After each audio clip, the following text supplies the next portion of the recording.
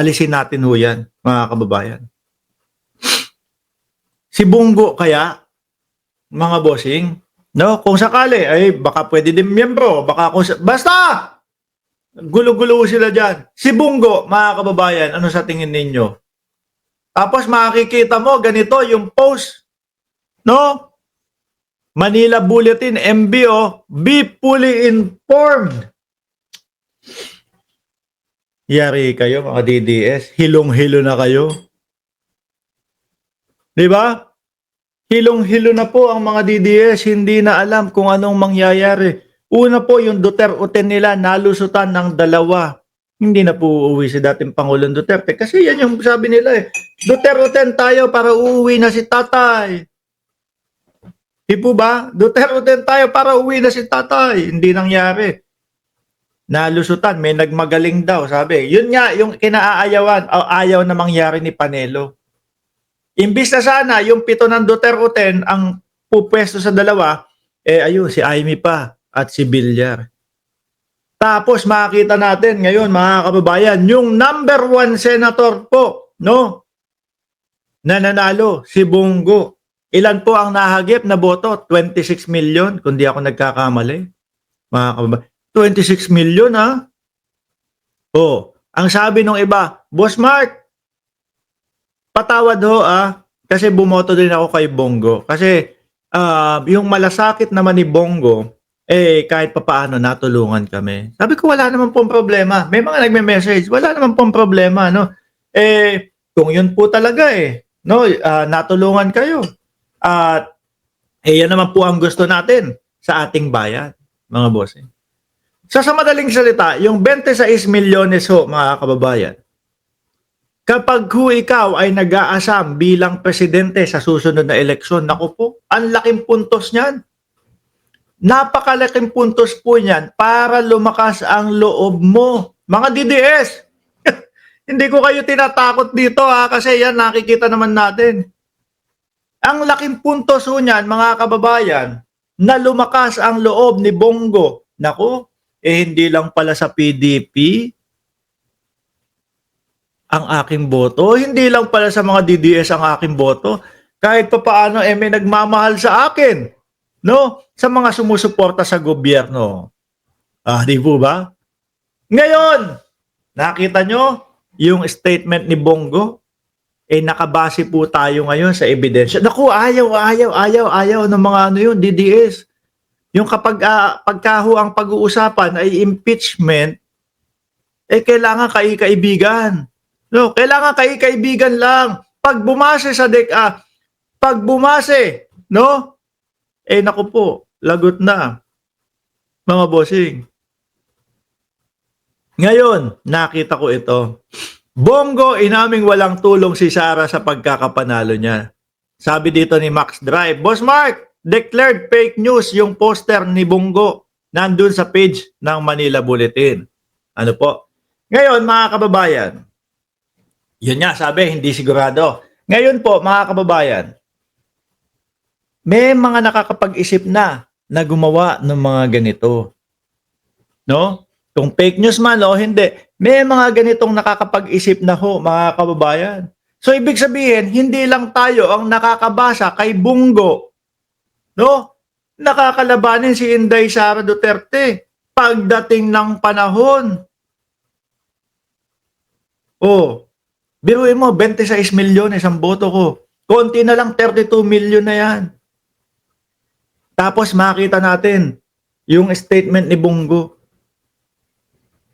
Sa ebidensya, babase. Ayaw ho ng mga DDS niyan. Kasi po pagka-ebidensya ang pinagbasihan, pagka po yung hearing mismo ang pinagbasihan, lagot. Sandamakmak ho yung ebidensya, mga kababayan. Yari. Di po ba? Kaya ang gusto ng mga DDS, kaibigan lang. Di po ba? Si Bongo, ebidensya. Ako 2016 pa, 2022 pa, gusto ko maging presidente. Naramdaman nyo yan nung eleksyon ng 2022, di ba? Dati ko pa gusto maging presidente. Hindi lang natuloy. Ngayon eto, 26 million nakuha kong boto. Ay naku po, kaya ko 'to, kaya ko 'to. Sino ba ang mahigpit? Siyempre ngayon mga kandidato, pinag-aaralan na po, 'di ba tayo nga mga simpleng tao, inaalam na natin sino yung mga mahihigpit na magkakatunggali po para sa 2028 election. Mga bossing. Ngayon, alam na niyan, kilala na niyan yung mga makakalaban nila. Oh, eto, hawak ko, nasa impeachment ako, ebidensya, napakasimple lang. Umaapaw ang ebidensya. Si Inday Sara. Si Inday Sara ang mahigpit kong makakatunggali. Ngayon, nasa akin o nasa harapan ko. No? Tapos sandamakmak ang ebidensya. Kapag ka ako bumoto ng tama at base sa ebidensya, matutuwa ang mamamayang Pilipino sa akin. Di ba? Matutuwa ang mamamayang Pilipino sa akin kasi panalo ang Pilipino kapag base po sa ebidensya, no? Ang aking naging paghuhusga. Di po ba? Ulitin ko mga kababayan. O ito, sabi, fake news daw, hindi daw totoo. Naisip natin, merong mga tao na talaga na gumagawa ng ganyan kasi nababasa na si Bongo. No? Nababasa na yung kilos ni Bongo, mga kababayan. Pag sa ebidensya ako bumanat, masaya ang mamamayang Pilipino sa akin. Tapos kalaban ko pa sa 2028 si Sara Duterte. Pagka in-impeach ko to, pagka pumirma ako, bumoto ako na ma-impeach si Inday Sara Duterte, lalong sasaya. Baka pati si Mark Ramos, iboto ako sa 2028. Baka pati yung mga kakamping, iboto ako sa 2028. Utuin natin si Bongo. Mga kakamping ko, sabihin natin, boto, Bongo, iboboto ka namin. Kapag ka bumasi ka doon sa ebidensya, mga kakamping, utuin natin si Bongo. No?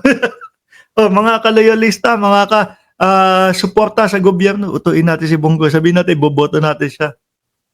Diba? Mananalo ako nito.